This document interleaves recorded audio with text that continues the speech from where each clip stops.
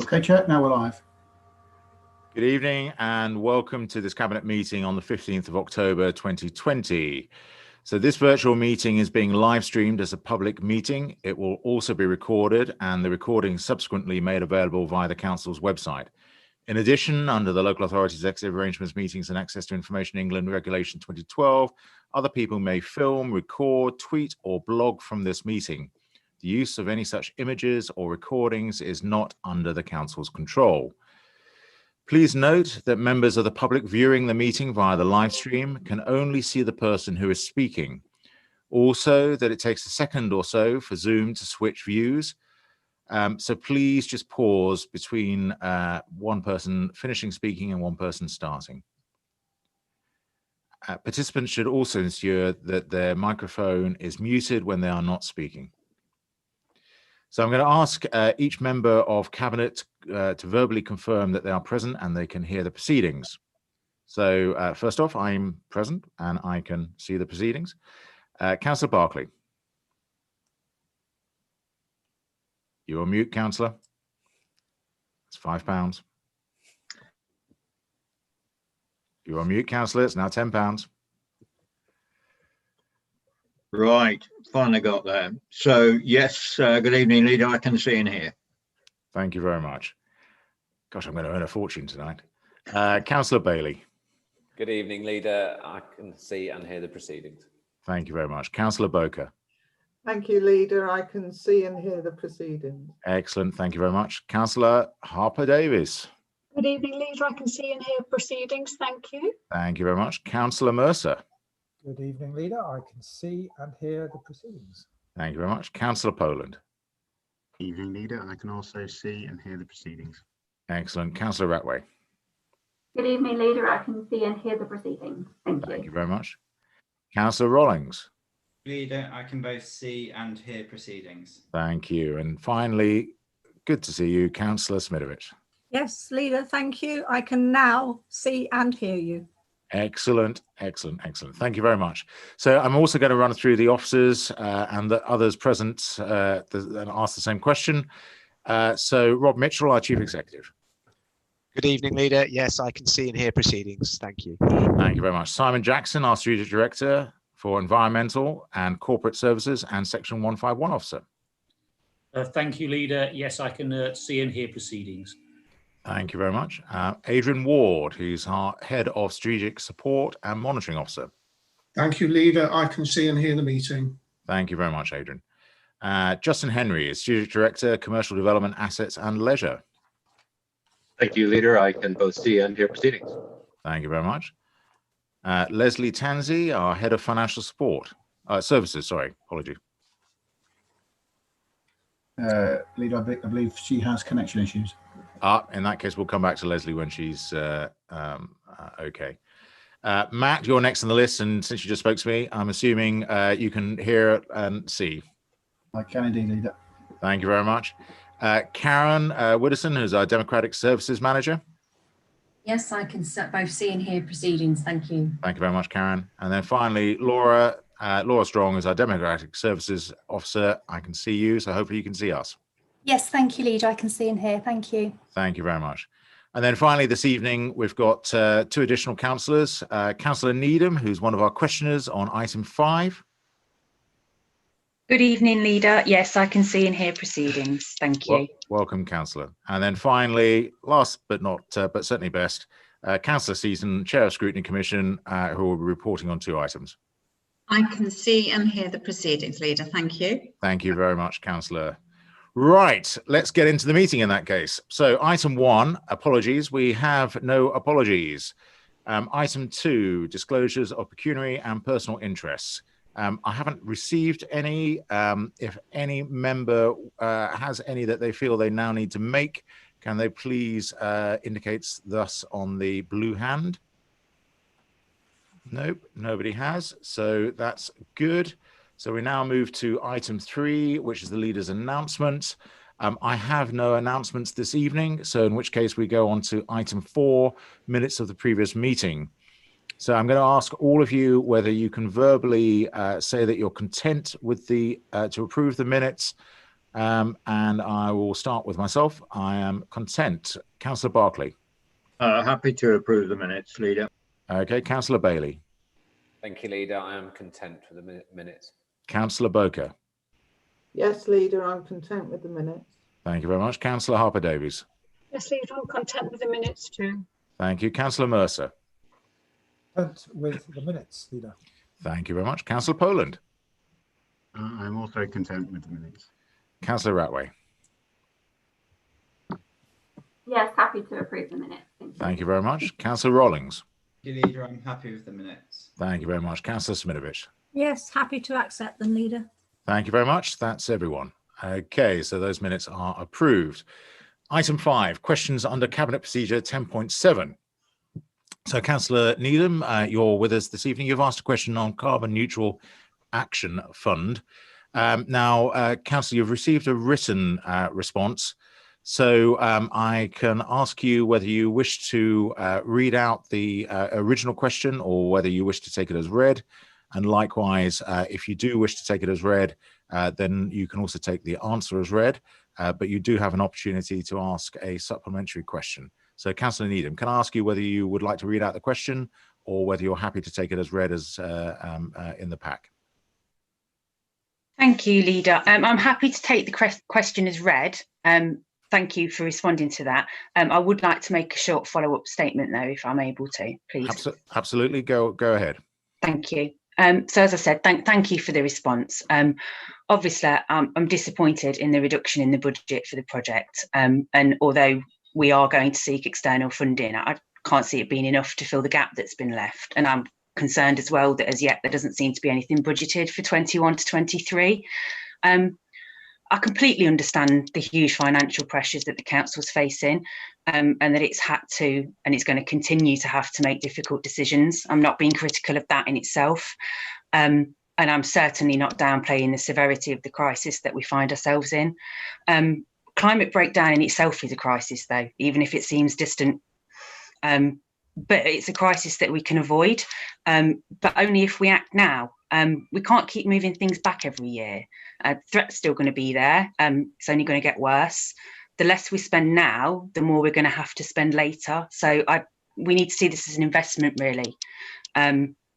Carbon zero isn't a nice to have. It's something that's essential to avoid yet another crisis. And it's an opportunity as well to contribute to the green recovery, which is really what we need coming out of this pandemic. So I just wanted to sort of appeal to Cabinet tonight to say that in future budgets, could this carbon zero commitment that we made be something that's seen as a priority and not something that's going to get put back for another year? Thank you. Thank you very much, Councillor. I'm going to ask actually whether Councillor Rawlings would like to add any points.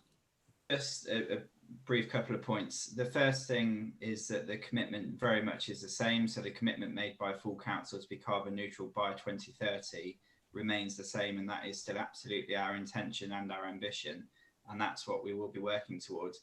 Clearly, the coronavirus has just blown apart the plans that we had and the carbon neutral strategy that we were just about ready to bring to Cabinet, and we are going back and almost rewriting that given all the changes that are happening almost every day. The key thing to say though in response is that there is still budget for this programme. The budget hasn't been completely removed. There's still £100,000 a year. We still have some budget left over from a previous project, and that will be spent and invested in the carbon neutral programme that we're working on. So it's not that the project's been put on hold. Work is still taking place. Officers, as the response says, are looking into external ways of funding certain aspects of what we were seeking to do. But there is still money in the pot for this project, and indeed it will continue. And the pledge and the commitment that the full council made is very much still alive, and officers are working on it. So thank you for that. But thank you for the questions, Councillor Needham. It's an important point, and I'm glad it's been raised. Thank you very much, Councillor, and thank you very much, Councillor Needham, as well for your question. So we are now going to go on to item 6. Can I just make one quick plea, which is that if you're not speaking, can you please check that you're on mute? The reason being that if you're not on mute, sometimes the system can flick to your screen when somebody else is speaking. And the last thing I want is somebody to be videoed doing something that they think nobody else is watching when in fact they are. So hopefully if you're all on mute, then it will concentrate purely on the person that's speaking.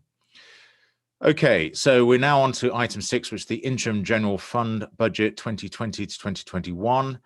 As usual, we'll be taking papers as read, but I will give each of the officers and the lead member an opportunity just to do a brief 30-second summary as to where we are with the particular paper and the item before we go into questions, etc.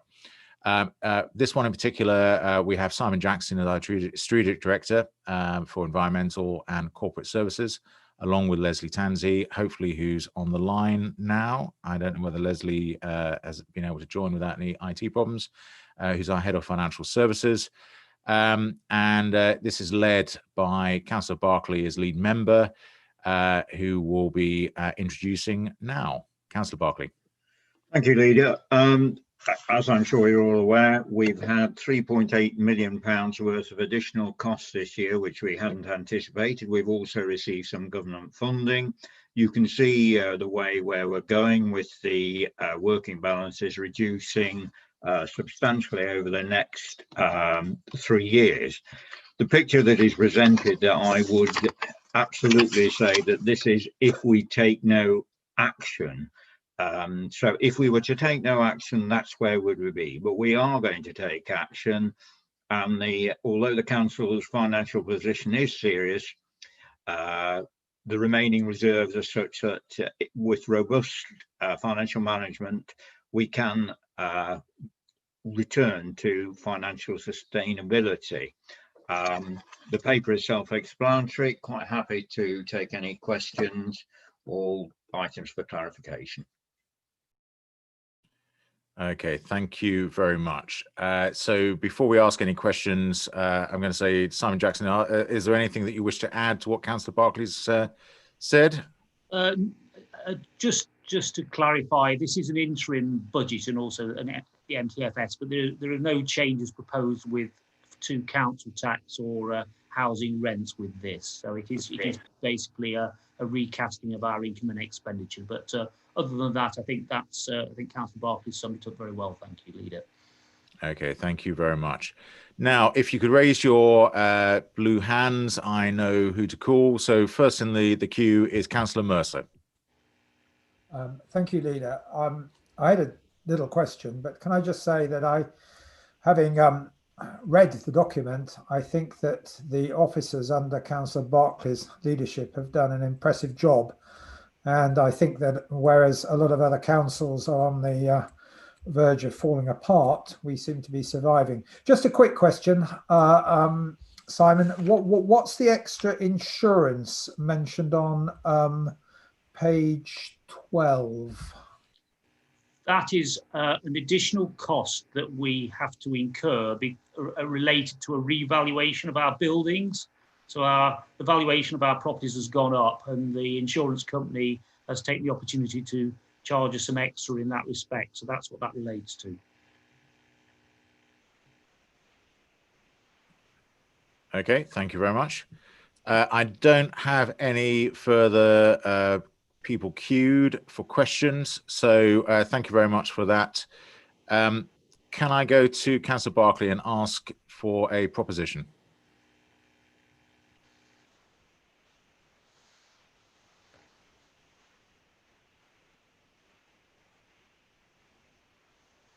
You may well be on mute, Councillor Barclay. I am on mute, Leader. I am on mute. I'm also trying to get down to the proposition, so just bear with me a second and I will be with you. I think it's recommendations 1 and 2 for the reasons given 1 and 2 on page 8. So I make recommendations 1 and 2 as outlined on page 8 for the reasons 1 and 2 as outlined on page 8. Thank you very much, Councillor. Councillor Boker, can I ask you to second this?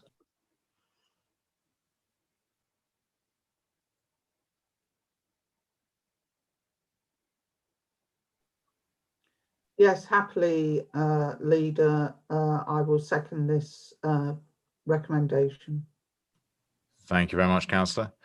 So we've had a proposal, we've had a seconder, so I'm going to go through the list and ask whether everyone is happy to approve. I'll start with myself. I'm happy to approve. Councillor Barclay.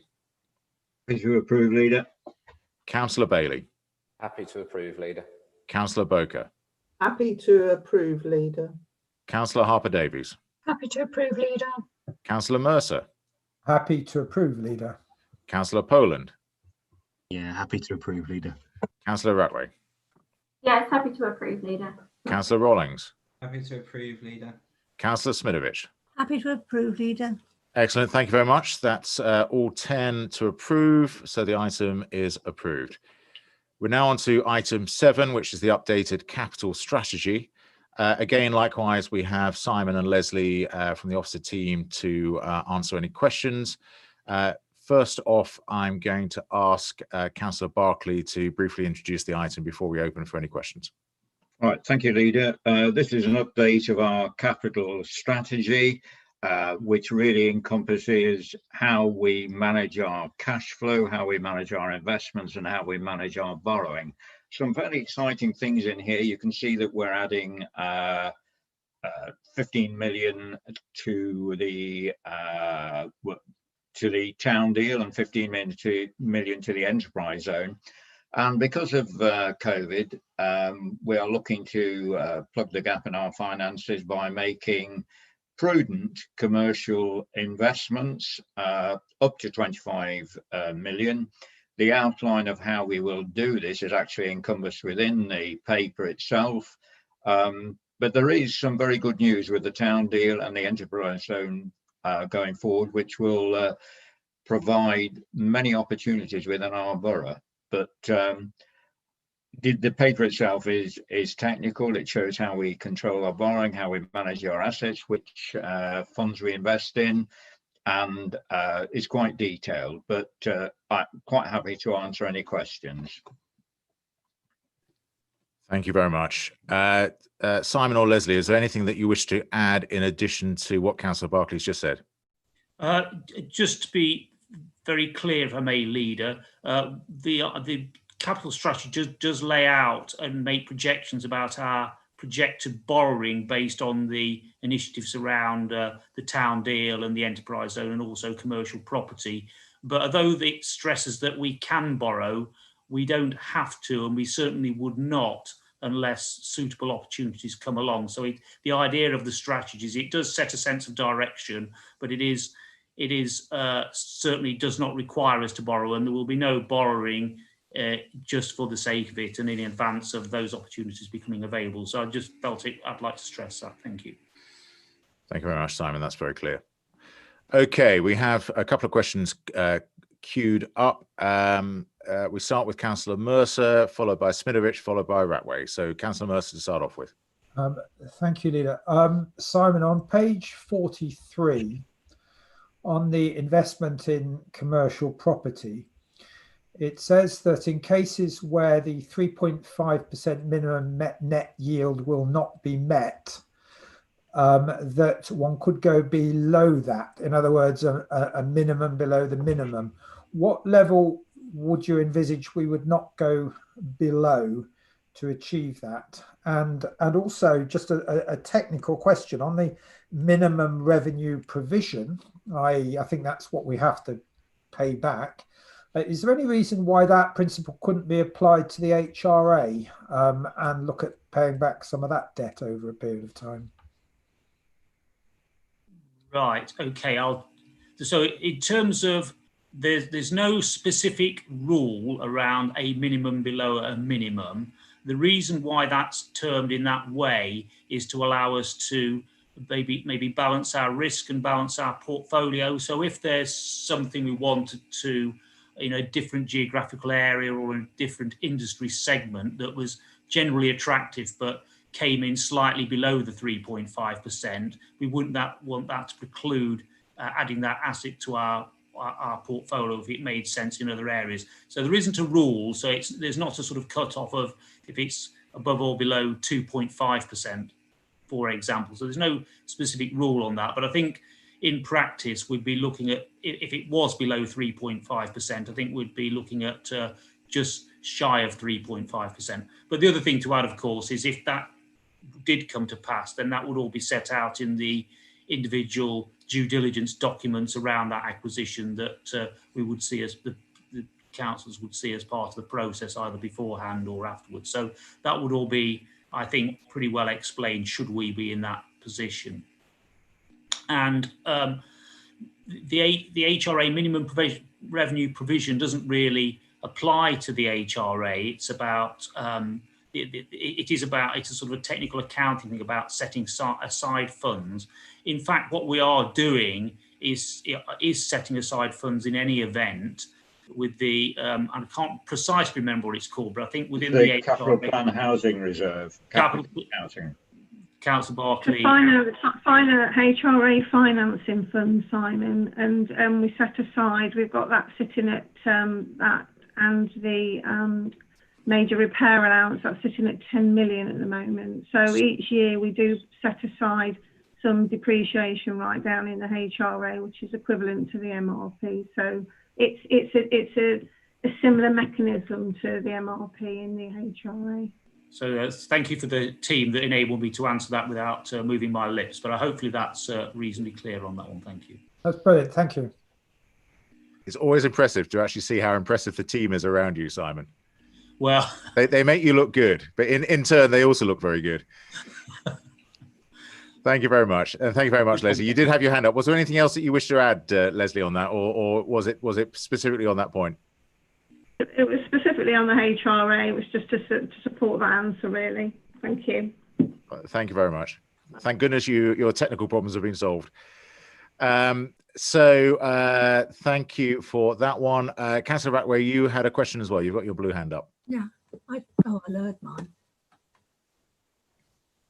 Yeah, it's just a point of clarity, really. It's in relation to the investment in regeneration and the town deal. So it's part of this item. It's also part of item 8. It crosses over.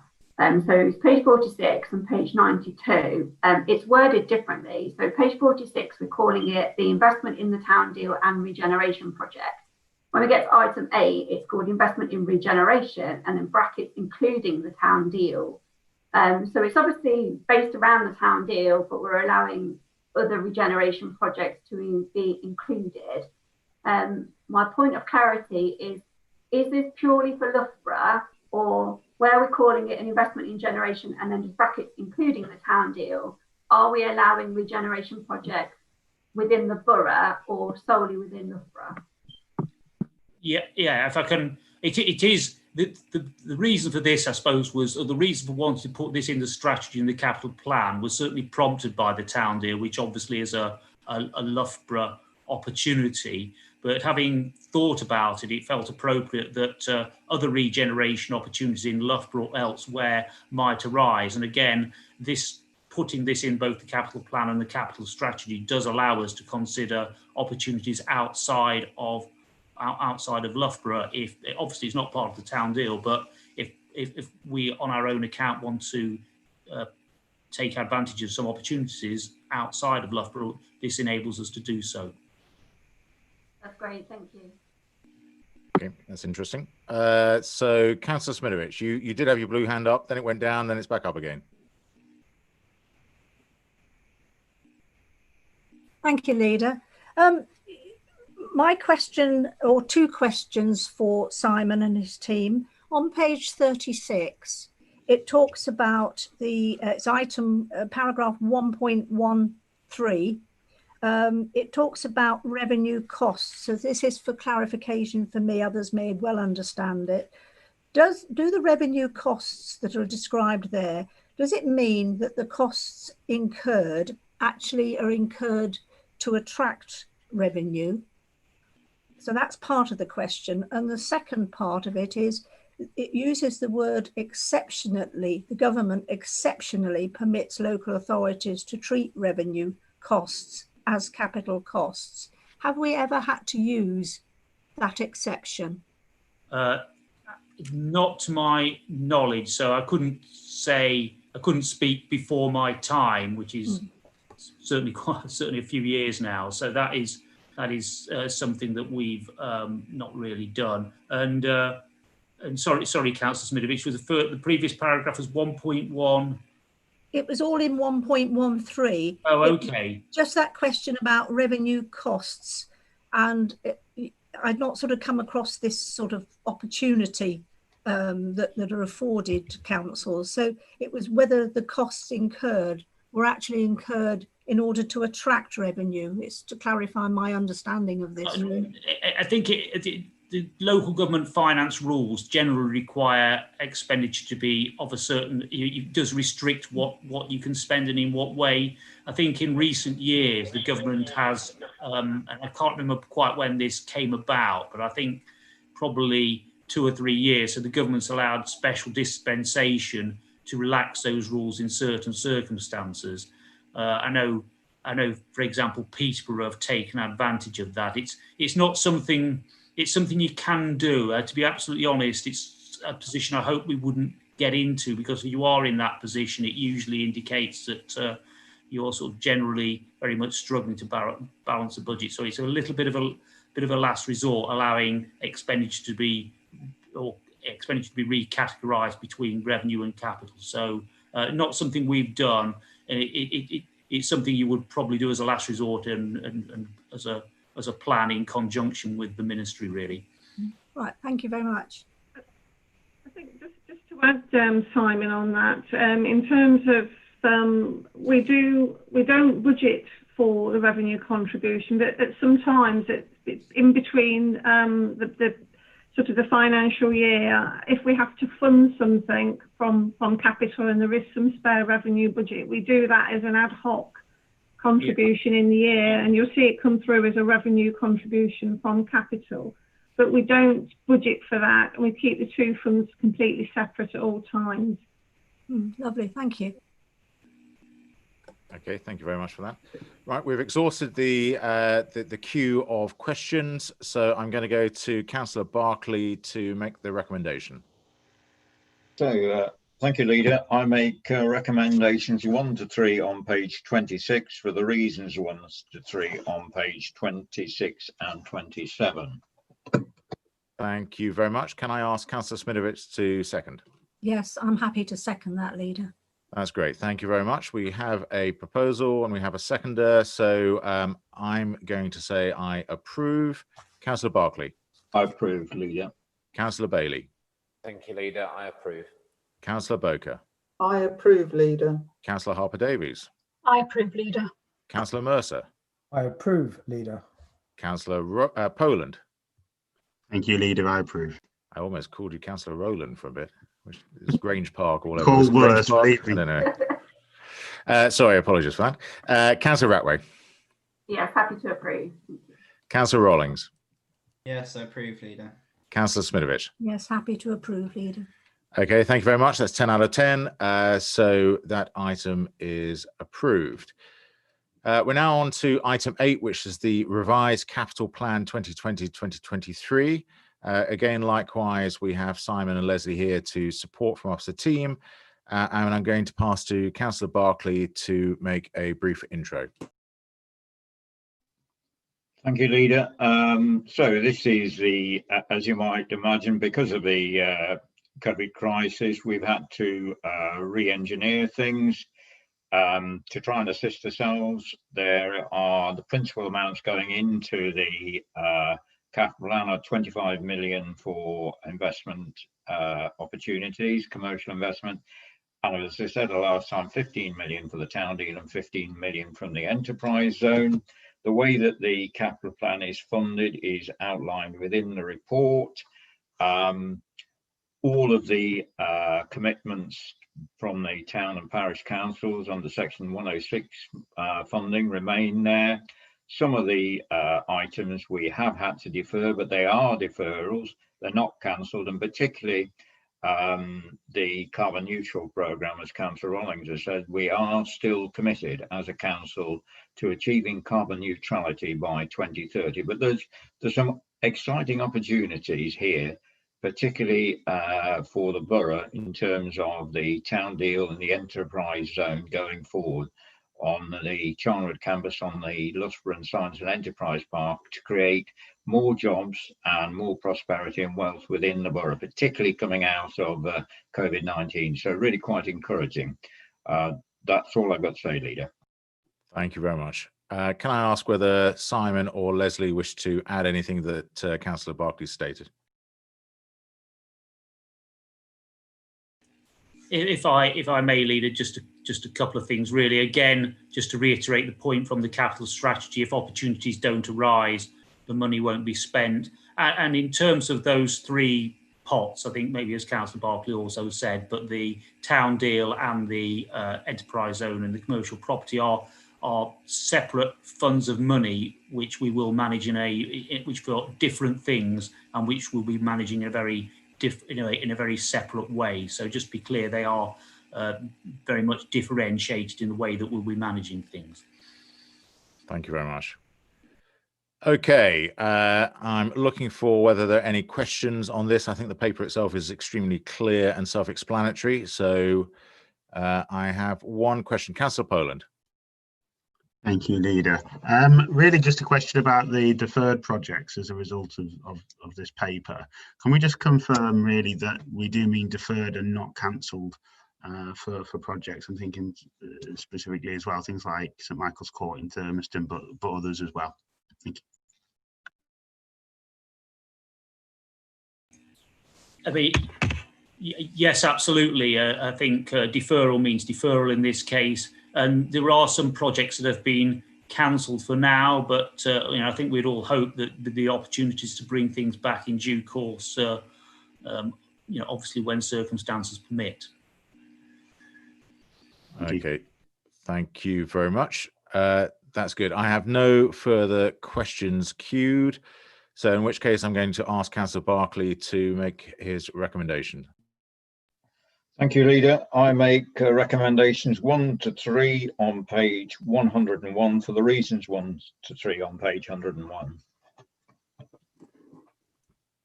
Okay, just to check, that is actually one, because I've got 1 to 2 in my notes. There's definitely 1 to 3. Okay, that's fine. Sorry, Leader, I think it is 1 to 2 actually. One and two. Yep.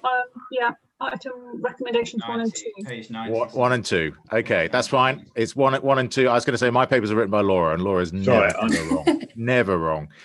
So recommendations 1 and 2 for reasons 1 and 2 from page 87. Okay, so if I can ask Councillor Harper-Davies to second this. Yes, happy to second, Leader. Thank you. Thank you very much. Okay, I'm going to go through. I'm happy to approve. Councillor Barclay. I'm happy to approve, Leader. Thank you very much. Councillor Bailey. Thank you, Leader. Happy to approve. Councillor Boker. Thank you, Leader. Happy to approve. Councillor Harper-Davies. Thank you, Leader. Happy to approve too. Thank you. Councillor Mercer. Happy to approve, Leader. Thank you very much. Councillor Poland. Happy to approve, Leader. Thank you very much. Councillor Ratway. Happy to approve, Leader. Thank you very much. Councillor Rawlings. Thank you, Leader. Happy to approve. And finally, Councillor Smilovich. Happy to approve, Leader. That's great. That's 10 out of 10. The item is approved. Thank you very much. We're now on to item 9, which is the Charnwood Enterprise Zone Forward funding. So again, likewise, we've got Simon here to assist with the report. And I'm going to go to Councillor Barclay to make a brief introduction to the report itself. Thank you, Leader. This is a proposal that we fund 3.5 million from our funds towards a loan to the Leicestershire Enterprise Partnership, who will then make a grant to the Charnwood campus. We will get repayment from the business rates generated on the Charnwood campus. The loan is also underwritten by Charnwood campus. Again, it will generate jobs and prosperity in the town. It's viable. We will get our money back, and we have a very good flow of funds anticipated, because I think the building that is being improved is they've got a tenant already ready for that. But it's as simple as that. It's as straightforward as that. At this point, I think I need to ask a question of Adrian Ward, our monitoring officer. Adrian, if you're listening, I'm actually a director of the LEP, and I've just realised technically this is actually a loan to the LEP rather than necessarily funding directly the Charnwood Campus project. So I wonder if you could actually clarify whether I need to actually step out from this item. It's your decision, leader, really, as to whether or not you think it's personal interest that could lead to bias, but my bias is always to err on the side of caution with these things. Okay, I'm going to step out of this item. Councillor Barclay, if you can take the item through, I'd be very grateful. I will do, Leader. Yeah, will do. Okay, so if I could ask Simon Jackson if he has anything else, or Leslie Chansley, if there's anything else they would like to add. Thank you, Councillor Barclay. Just to say that the recommendation is to ask for funding to make a loan of up to £3.5 million.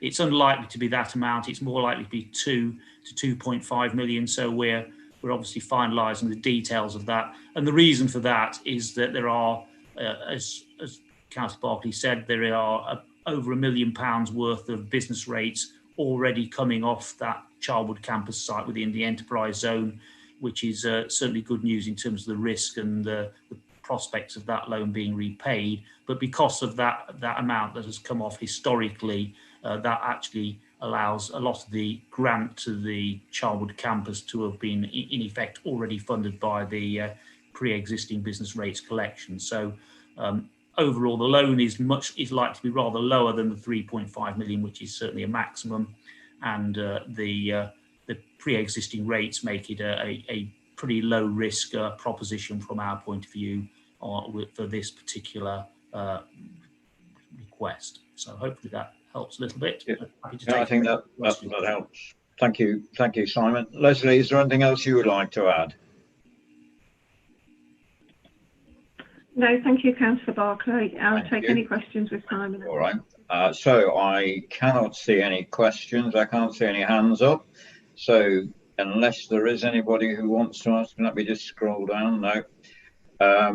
So with that, I will propose that we make, and I'll get it right this time. I was actually on the Charnwood Enterprise paper looking at the recommendations last time, so that's where I went wrong. So this time I am right. I'm making recommendations 1 to 3 for the reasons 1 to 3 on page 101. And if I could have a seconder for that. Happy to second that, Deputy Leader. Thank you. And I'll go through all the councillors and ask them individually. So, Councillor Bailey, are you happy to agree this? Thank you, Deputy Leader. Yes, happy to agree. Councillor Rattray. Yes, happy to agree this. Councillor Mercer. Happy to agree, Deputy Leader. Councillor Rawlings. Thank you, Deputy Leader. I'm happy to agree. Councillor Boker. Happy to agree. Thank you. Councillor Poland. Yes, very happy to agree. Councillor Harper-Davis. Thank you, Deputy Leader. Happy to agree. Councillor Smitovich. Happy to agree, Leader. Okay, so that's so that is agreed. So the next item, I think what we'll do, if we can, the next item, if we can invite the leaders as back. if by magic, by magic. Well, it's like a pantomime because it suddenly appear. Thank you very much, Councillor Barkis, and apologies for the late change. It suddenly dawned on me, as it were, when I hadn't actually considered it before. So apologies. Thank you. So we're on to now the agenda item 10, which is changes to procurement service. We do have a Scrutiny Commission report. I bet Scrutiny Commission wish that they'd pick the first 2 items on the agenda rather than the last 2 items, but welcome, Councillor Seaton. I'm going to ask you to present your report on behalf of the Scrutiny Commission. I'm going to ask then any questions of clarity on your report from Cabinet. Otherwise, at that point, we're going to move to the main report itself with a brief introduction from Councillor Barclay again and Justin Henry, who is our Strategic Director, who will be supporting the item. So, Councillor Seaton, over to you. Thank you, Leader. It was a a very full discussion, and I would like to share with you the results of that, please. The purported enhancement procedure, procurement service offers by the SLA will have improved delivery experience for projects undertaken. The reputation of Nottingham City Council was positive in terms of service delivery, and their commercial nature was proactive. The service delivery team at Nottingham City Council was large and accomplished and had the capacity to provide valuable and efficient procurement to the council. It was established that before entering the SLA, legal services at the council would advise and assist in the development of the Memorandum of Understanding. This would provide an interim measure to ensure both local authorities involved were informed of the intent and would guide the working relationships established during the preparation of the SLA. It was also recognised that the proposed SLA was robust and the Memorandum of Understanding would be a temporary solution to ethical and governance principles, meaning that any potential issues or time delays in establishing the SLAs were avoided. The Commission was also informed that the Council had explored at a high level alternative procurement options before identifying the most appropriate method of delivering a quality procurement service, which was the best value for money. This included an extensive review of partnership working and localised area review.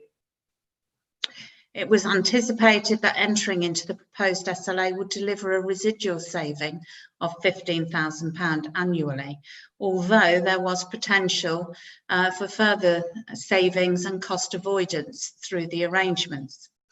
And it was necessary for the Council to ensure that the relevant expertise and professionalism was involved in the procurement process to ensure savings were determined and delivered. There were existing contracts with large external organisations maintained by the Council, and the future procurement of these services would be time-consuming and labour-intensive. The balance between potential establishment savings and the level of resource that the Council currently had was an indication that the SLA with Nottingham City was appropriate. The Commission also noted that the proposed arrangements would be suitable for all procurement services and the Council would require. This included procurement of processes of goods and service at all levels of spend. The Council was confident that there was protection in place and that the arrangements were fair, balanced and mutually beneficial. In the event of the arrangements were not of the standard required by the Council and the service did not meet the key performance indicators, then the Council would have the option to terminate the arrangement. The SLA would include a 3-year minimum term, after the Council could then terminate after providing 12 months notice. It would not be financially viable for the Council to establish their own outsourced procurement facility, as this would incur a significant cost. The provision at Nottingham City was established, experienced and convenient. There was a moderate risk that Council employees did not engage with the service provided by Nottingham City Council. And this was based on previous experience of partnership working arrangements. The proposed arrangements would involve adopting new contract procedures, rules, and new working methods, and service users would be required to accept and comply with these.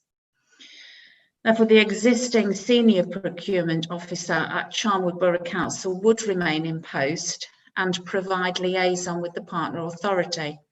This would be on a basis which reflected the need of the service. There would also be an officer allocated to support the requirements of the Council by Nottingham City.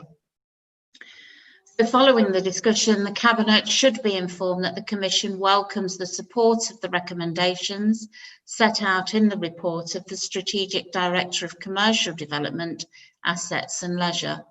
Therefore, the Commission, having carefully considered and asked questions on the report, felt that the Cabinet should approve the recommendations set out. Thank you, Leader. Thank you very much, Councillor Seaton. So first off, I'm going to ask whether there are any questions of clarity that anyone wishes to ask Councillor Seaton about her report. No, we have no questions of clarity. So thank you very much, Councillor. Obviously very, very clear. So thank you very much for that. You've still got one more report to make. So by all means, and it's short. Oh, well done. So we're now going to move on to the main discussion. So I'm going to ask Councillor Barclay to make a brief introduction.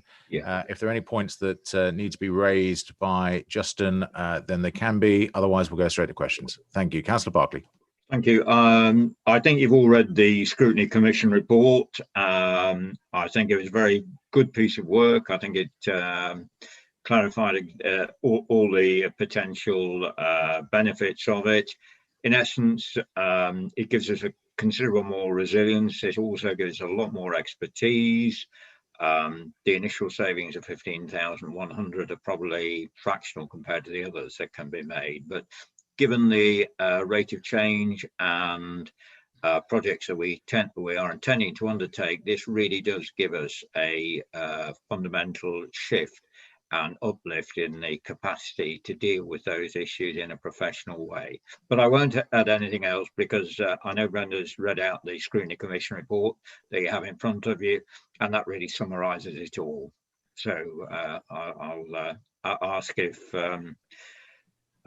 either Leslie or Simon has anything else. No. They've spoken way too much this evening, Councillor. It's Justin Henry who's. Oh, it's Justin. Sorry, Justin. Is there anything that you wish to add to what you've heard so far?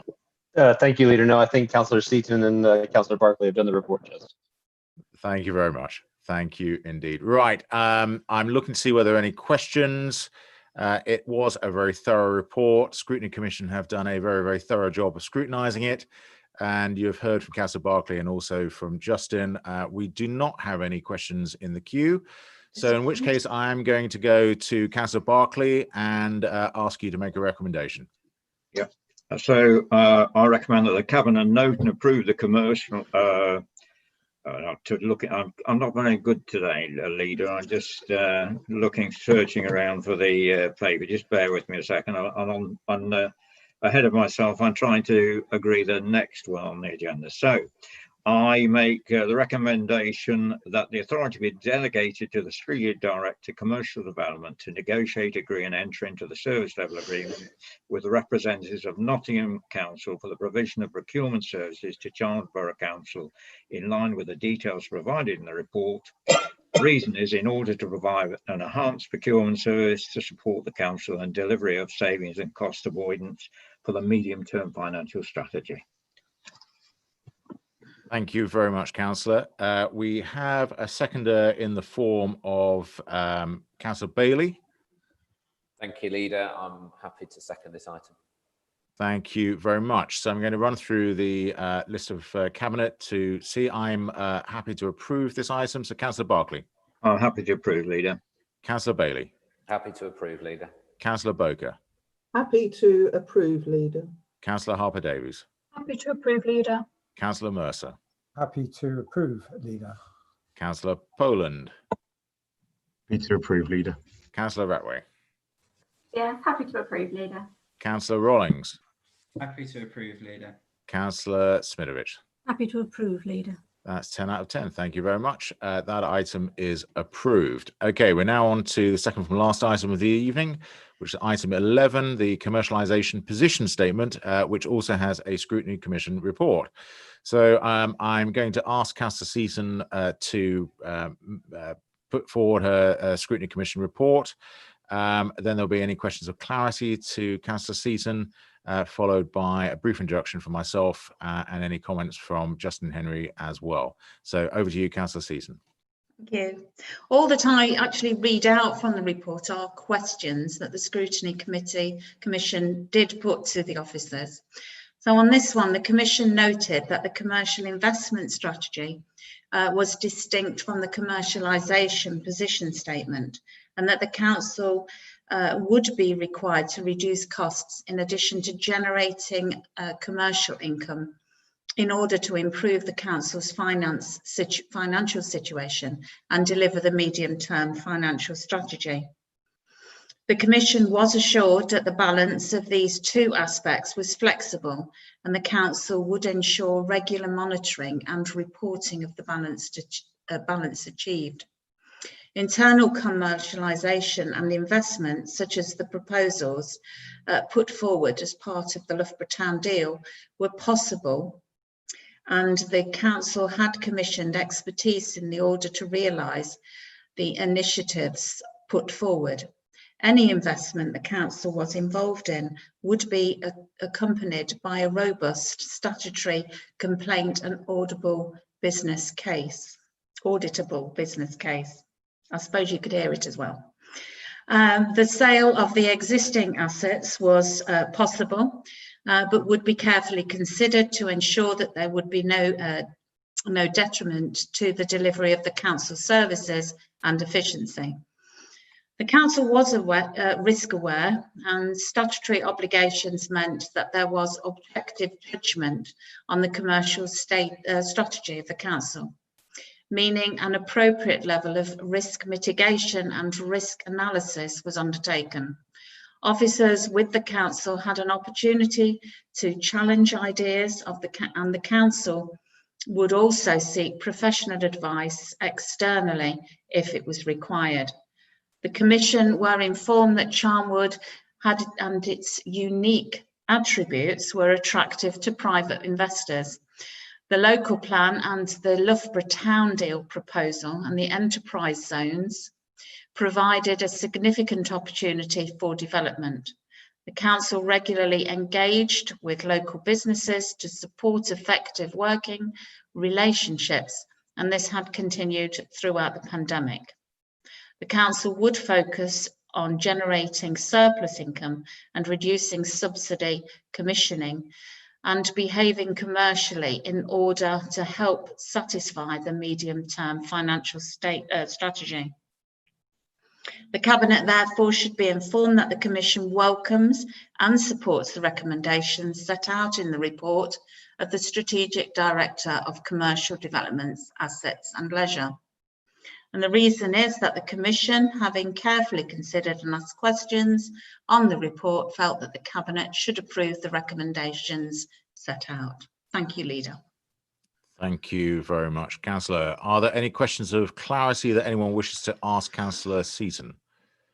I can't see any blue hands up. So look, Councillor Seaton, thank you very much again for your time this evening. Also, if you could pass our thanks on to the Scrutiny Commission members for their deliberations earlier in the week. Always valuable, always welcome, and very often very effective at helping to inform and shape Cabinet decisions. So thank you very much.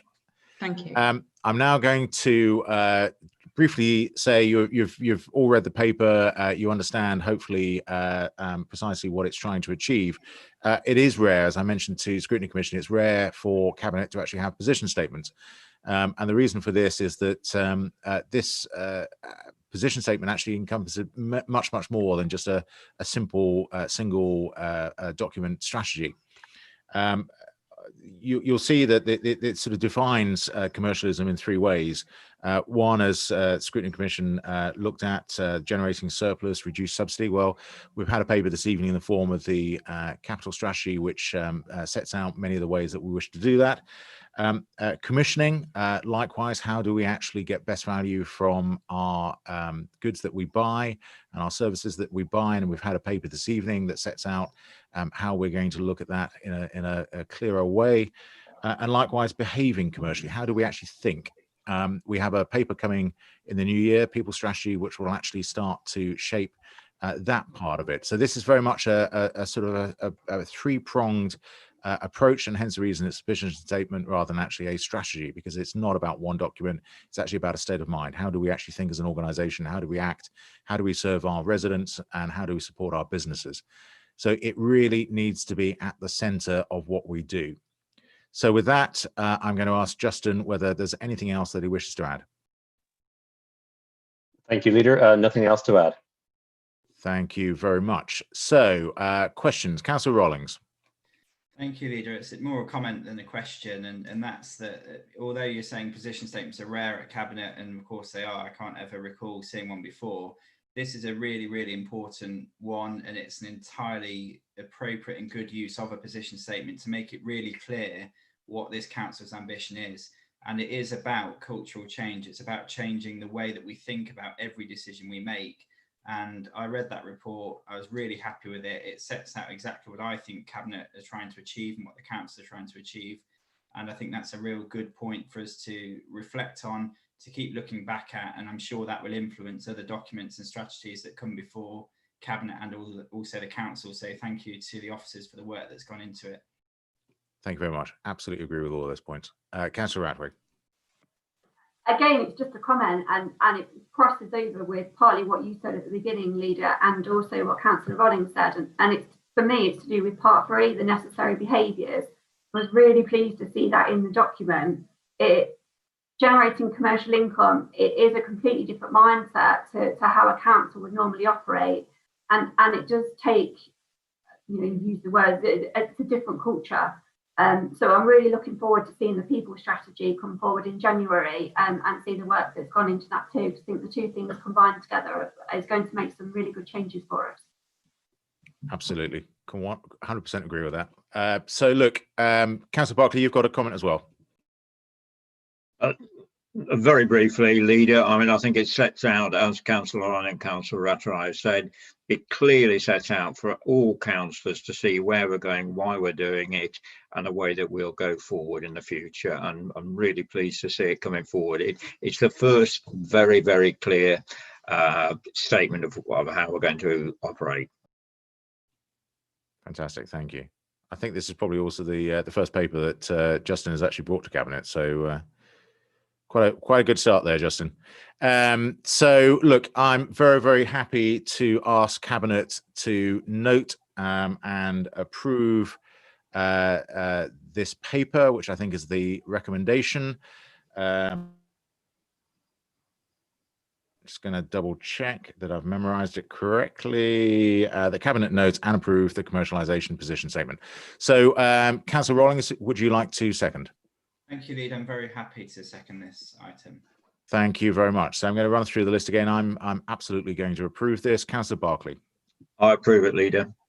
Thank you very much. Sorry, Councillor. Sorry, Leader. Can I just check the reason is as stated on the report?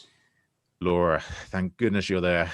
Yes, for the reasons as stated on the report. Which Thank you. Thanks. Just before you vote. To members and officers on the meaning and rationale underpinning Charnwood's commercial aims. Thank you very much, Laura. Well done. So I'm going to ask again. So I'm going to approve this for the reasons given as well. Councillor Barclay. I'm happy to approve, Leader. I'm very glad that you got it wrong. It wasn't just me tonight. I'll pay back all the money that you now owe me for the mutes. So Councillor Bailey. Happy to approve. Councillor Boker. Happy to approve, Leader. Councillor Harper-Davies. Happy to note and approve, Leader. Very, very correct, Councillor Harper-Davies. Thank you very much for that. Councillor Mercer. Happy to note and absolutely approve. Councillor Poland. Very happy to approve and also note. Councillor Ratway. Yes, very happy to note and approve. Thank you. Councillor Rawlings. Thank you, Leader. Very happy to note and approve. Thank you very much. Councillor Smitovich. I also are happy to note and approve this recommendation. There we go. I think we can definitely say all 10 of us are very, very happy with the paper. So thank you very much to Justin and all of those involved. So we're now on to item 11. Sorry, we're now on to item 12, which is the member development strategy. We have Karen Woodson, who's our Democratic Services Manager, here to assist with the report. And I'm going to ask Councillor Smitovich to briefly introduce the report before we go into any questions, etc. beyond that point. Councillor Smitovich. Thank you, Leader. The member development strategy for the period 2020 to 24 is submitted to Cabinet for consideration before it goes to full council on the 7th of November. This version takes into account the comments and suggestions of the Member Development Reference Group and the consultation with all councillors, which provided some useful insights into how we can develop the offer to councillors in the future. It is the intention that we develop a strategic overview of training and development needs of members to produce a bespoke or tailor-made package of courses and coaching. This will assist long-serving members and also those with aspirations or current needs to have confidence in a changing and uncertain environment. We have a number of suggestions as to assistance needed and are currently planning how best to facilitate some IT training on software packages currently in use. At our member reference group meeting, the decision was taken to go forward for reaccreditation, which will take place at the end of January, early February. Thank you, Leader. Thank you very much, Councillor. Now, Karen, can I ask you whether there are any points that you wish to add in addition that might bring clarity to the paper? I've got nothing in particular to add about the strategy, but I would like to just mention that the pandemic has brought about a change in that we can now start providing virtual training and development sessions, and indeed we've started doing that, and I think that is a very positive move, and we are recording them and allowing members to watch them at their own leisure at a later date. Thank you. Absolutely agree on all of that. It's extraordinary. I mean, the pandemic has been absolutely appalling, but there have been many things that have come out of it, which I think we'd been thinking about for a long time, but we've actually, through necessity, had to bring them forward. And on a personal level, they are welcome and very, very helpful. So thank you for that. So can I ask any questions? We've got Councillor Poland who would like to ask a question. Thank you, Leader. Really just on the same point, I was going to say the pandemic has meant that there's been a whole range of new things that members have had to get used to, and training for that. So training on things like the software and so forth. We've had some, I know, but others were absolutely useful. But again, just to finish the point really in terms of online training, the day will come, I sincerely believe, when we're outside the other side of COVID-19. And when that day comes, we will look forward to getting back to physical meetings face to face. But one thing I hope that we will retain is online training sessions. I'm sure the figures have been significantly up on attendance at those. The ability to watch it back afterwards is great for those members that can't be there in person. You know, there isn't the legal sort of issues in terms of having to be there face to face, quorum and so forth. And as I said, that's really just the point I wanted to make. I sincerely hope this is now a permanent feature of Charnwood's training schedule. Thank you. Absolutely agree with you, Councillor Poland. Absolutely agree. Councillor Mercer. Thank you, Leader. Karen, can I just ask, you said that training sessions can be recorded to watch afterwards. Would that actually count as an attendance at a council meeting if one doesn't actually watch it in real time? That was the question. Secondly, there's a vague reference to Zoom. Now, Zoom, as everybody knows, is constantly evolving and improving and has a lot more ability than it had when it was first introduced, and indeed even earlier this year. Do you envisage perhaps doing not constant, but regular updates for councillors who are interested in actually taking advantage of some of those new features that are being added? And thirdly, Councillor Poland made the point that it would be nice one day to return to real meetings. But I think there is a case for having hybrid meetings at the same time, because what virtual meetings allow people to do is, if they do have commitments which make it difficult to leave home, whether it be childcare or disability, or they're away from work for work, that still means that they can participate. So one of the perhaps silver linings of COVID is that it does perhaps make local government a little bit more democratic than it was before, if we take advantage of that. 3 points. I was just wondering if you had any comments to make. Okay, yes, so the first point was around attendance and does it count towards a councillor's attendance record? And indeed the position is it does in fact count towards a councillor's attendance. So as you may know in the strategy, the requirement is to attend 3 training events in a year. And so therefore if a member does tell us that they have watched and listened to a recording, then that will count to their attendance. Clearly, this is a very new area and I need to make sure that that is not abused in that they've only watched 10 minutes of an hour's training session. But at the moment, my understanding that members are having that, maybe we can have some sort of mini test, I don't know, but that would be certainly one thing, but at the moment it does count. The other point you raised about Zoom meetings, yes indeed we do plan on having regular IT workshops, and indeed in the last members bulletin we were asking members to let Democratic Services know about letting us know so we can put something on in the near future, because you are right, I can see that Zoom is developing as we go along, and for example I do know that there is voting within Zoom now, and so that's something I was going to look at. And then hybrid meetings, I understand IT services are actually looking into the potential benefits and IT equipment that we require for that should hybrid meetings be required in the future. So we are looking into that. Thank you. And in fact, could I just add, Zoom now adds the ability to put a beard on, so we could perhaps all come out in solidarity with the Chief Executive during that ridiculous month every year.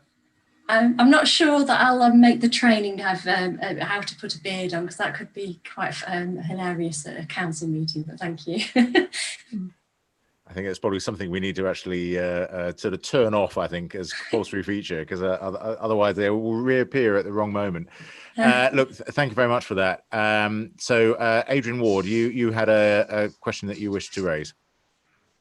It's not a question, Leader. It's more perhaps a bit of further clarification on Councillor Mercer's point about hybrid meetings. We are governed by national government legislation here. So the legislation we're acting under at the moment is temporary.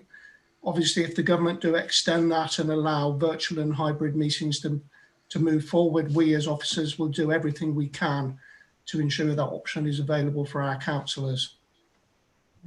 Thank you very much, Adrian. I have a suspicion with all these things that once tried, probably never forgotten. So I suspect that this is probably a step forward that will never be taken away from us. So that's good to hear.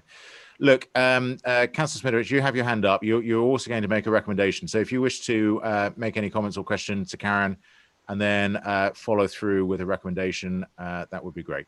No, it was just simply to make the point about the hybrid. I did attend an event where some of the other councillors were, from other councils, I should say, were talking about this, and some had good experiences, but I think there's still quite a lot of learning going on, and number of cameras within a meeting also featured. So I just mentioned that it's not always as clear cut as it sort of sounds. But so you want me to do the proposal then? Then that's fine. I'm going to request Cabinet that they approve the recommendation that the Member Development Strategy 2020 to 24 set out in Appendix A in this report is approved for the reasons outlined. Thank you very much. I'm going to ask Councillor Ratway if she would like to second. Yes, I'm happy to second this recommendation. Thank you. That's great. Thank you very much. I'm happy to approve. So Councillor Barclay. I'm happy to approve, Leader. Councillor Bailey. Happy to approve, Leader. Councillor Boker. Happy to approve, Leader. Councillor Harper-Davies. Happy to approve, Leader. Councillor Mercer. Happy to approve, Leader. Councillor Poland. Very happy to approve, Leader. Councillor Ratway. Yes, happy to approve, Leader. Councillor Rollings. Thanks. Happy to approve, Leader. And finally, Councillor Smitherich. Yes, I'm happy to approve this. Excellent. That's 10 out of 10 again. Another item approved. So look, thank you very much to everyone. Thank you very much to all of the officers, whether spoken or not, but particularly if they supported the meeting. Thank you very much for your time. To Cabinet and to Councillor Seaton and Councillor Needham, thank you very much for your time as well. It is now 12 minutes past 7.